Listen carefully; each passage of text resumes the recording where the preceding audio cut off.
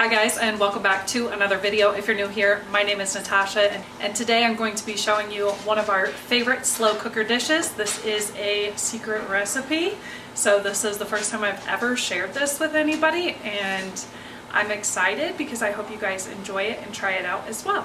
Before we get too far into today's video, I do want to mention that I'm going to be putting the link down in the description box below for the Hot Logic video, and that video is for a giveaway entry, so you can go to that video, watch it, see what Hot Logic is all about. I absolutely love them. I actually have it going right now on my countertop with dessert, so this is the first time I've tried dessert in it, and hopefully we'll be able to update you guys on how that turns out. Hot Logic is a wonderful, versatile company, and I absolutely love, they are like little mini portable ovens. You can plug them into solar panels, to your generator. You can plug them in and make casseroles just in the summertime when it's too hot to have the oven on. And they also have mini ones that you can have in your car. So if you're going on long travel, they plug right into your car and you can have warm food. They guarantee that your food will not burn, and it does cook full casseroles if you let it go for 5 to 6 hours.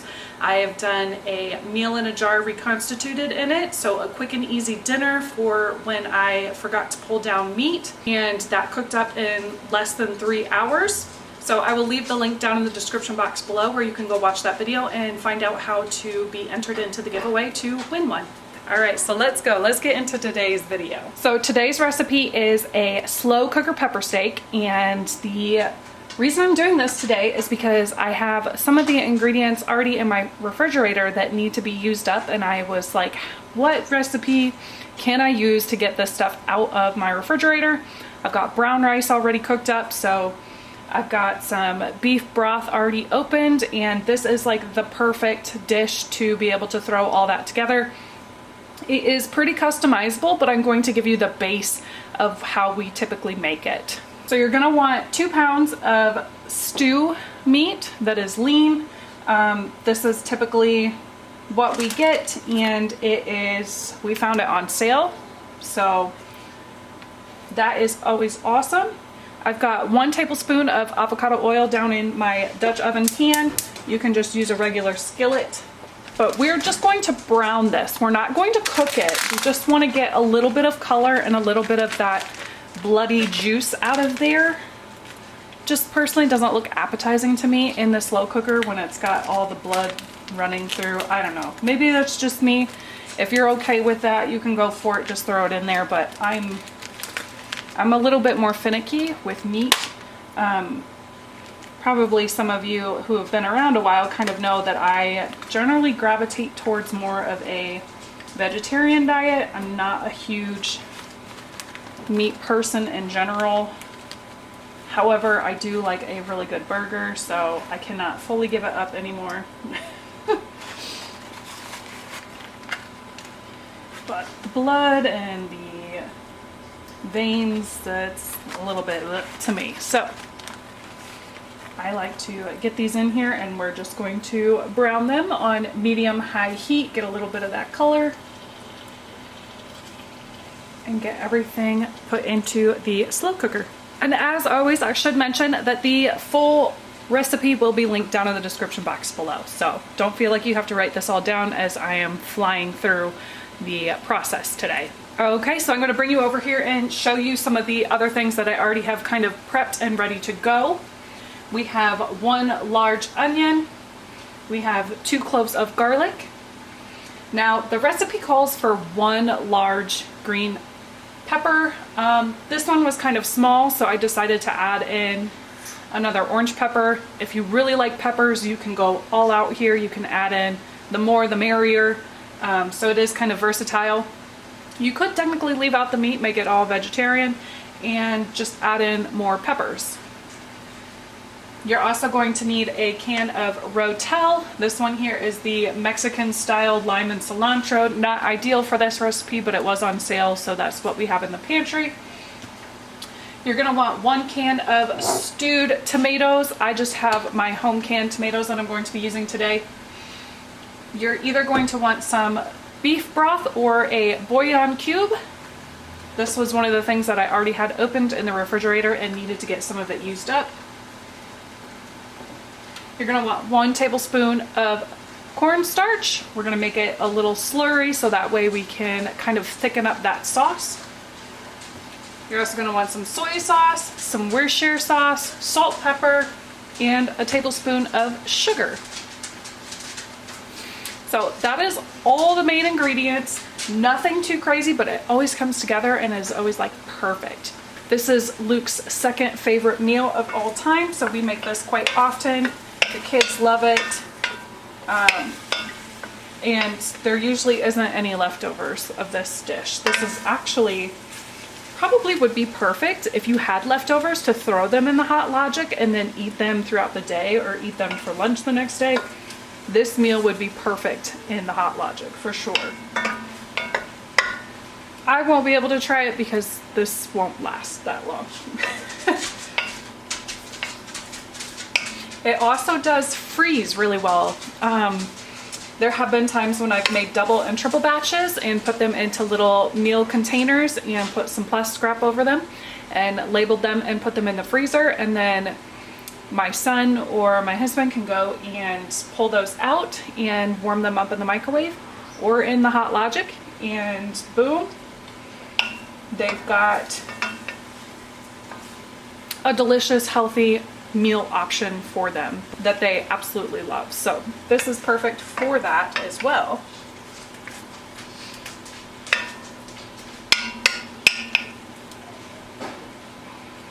Okay, so we are getting pretty close here. Remember, we are not trying to cook this meat. We are just trying to get the blood part kind of reduced down a little bit. All right, so I think I've gotten most of what is going to bleed out of here, so I'm going to turn this off and I'm going to just dump all of this plus the juices into my slow cooker. This next part is totally optional if you have the time. It is wonderful if you can put a little bit of a crunch on the veggies. So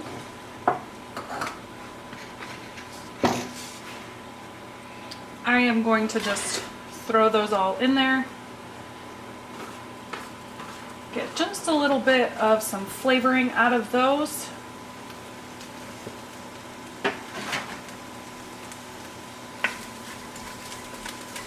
And it also makes the house smell delicious.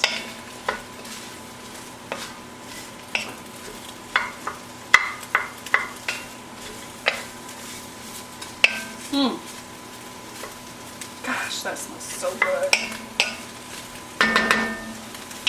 All right, so as those are going, I'm gonna bring you over here to slow cooker and we are going to get everything else put in and wait for those to be ready. All right, hopefully the angle of this is okay for everybody. So the first thing we're gonna add in is our can of Rotel. We're just gonna dump it in, juices and all.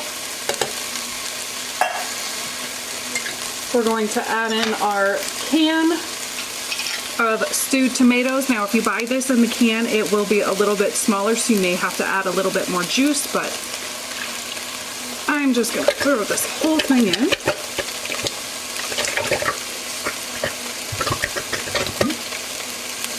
Now, my tomatoes, I do these in whole chunks, as you can see, but it does end up breaking down as you stir it around throughout the day.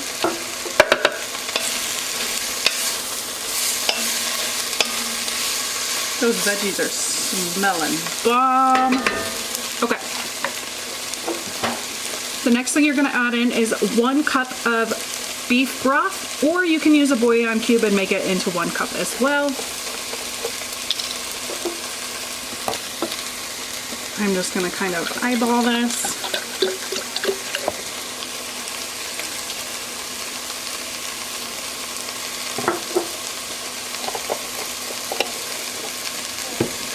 You're going to add in 1 tablespoon of Worcestershire sauce, Worcestershire, however y'all say it.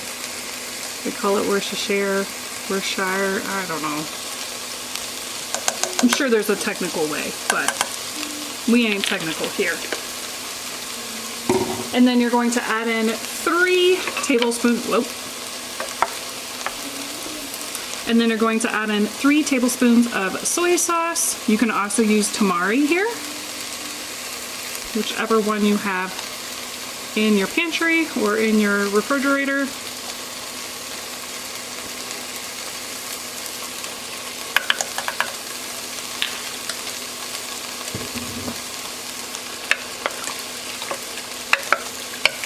You're going to add in a dash of salt. I usually go pretty light on the salt, and then Luke will come in and add a bunch in, because I don't know what it is, but I personally am just not a huge salt person. So I kind of just make it mild, and then I let them do more into it, because you can always put more into it, but you can't take it out. So I am a huge pepper fan though, so we're gonna do lots of pepper.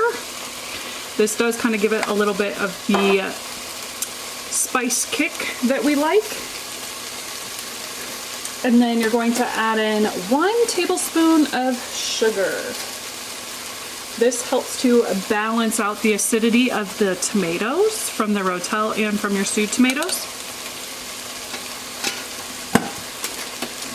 And completely optional, if your family is super big on heat, you can add in some crushed red pepper flakes to give it a little bit more of a boom shakalaka punch. Alright, so my veggies have a little bit of color on them now, so I'm going to just dump those in. Like I said, putting color on your veggies is totally optional.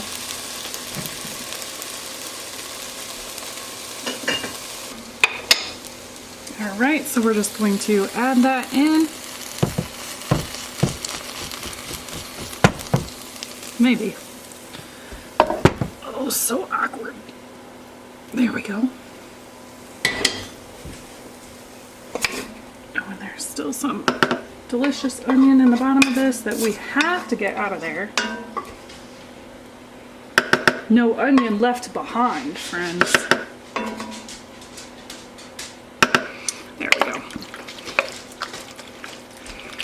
And then we have one other thing we are going to do, which is the cornstarch. That will allow it to, as it starts to heat up, to thicken.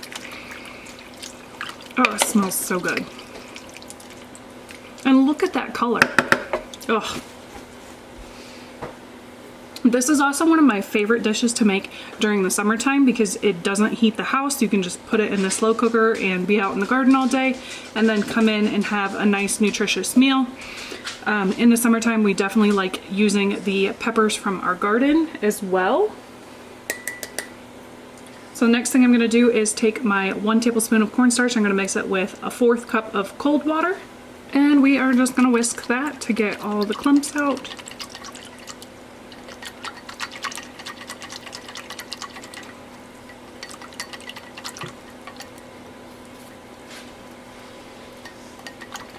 As best we can.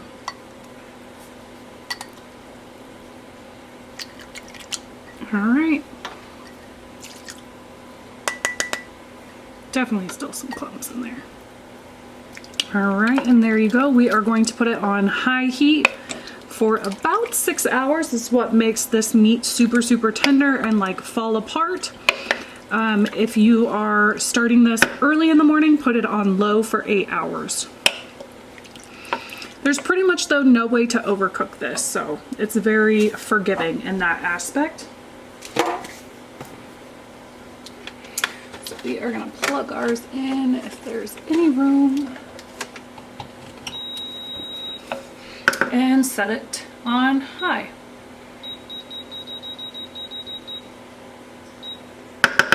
And there we go. We will see you back in 6 hours for plating. Like I said, you can pair this with brown rice, white rice. You could probably do egg noodles too, but we usually pair ours with rice. So I will see you back when it is finished.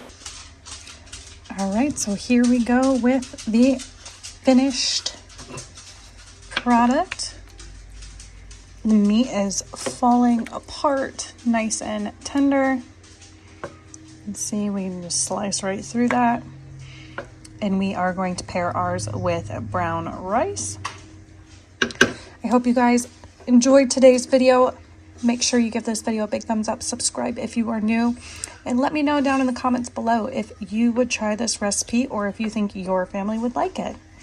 I will see you in the next video. Bye.